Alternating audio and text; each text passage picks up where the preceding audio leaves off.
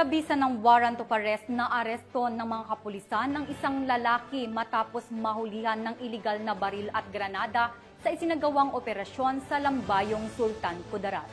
Patrolwoman Resali Umalay sa ulat. Inaresto ang isang magsasaka na kinilala sa ngalang Fahad matapos makumpiskahan ng iligal na baril at granada sa isang search warrant operation ng mga operatiba ng Lambayong Municipal Police Station sa kanyang tahanan sa Barangay Matsumpong, Lambayong Sultan Kudarat. Ayon sa ulat, ang search warrant ay inisyu para sa paglabag sa RA 10591 o Comprehensive Firearms and Ammunition Regulation Act. Nasamsam sa pag-iingat ng suspect ang isang caliber 45 Colt pistol, isang F1 hand grenade at 3 live ammunition ng caliber 45. Ang PNP ay patuloy na maghahatid ng mga operasyon laban sa mga iligal na armas at pagpapatuloy sa pagsisiguro ng kaligtasan at kaayusan sa bansa.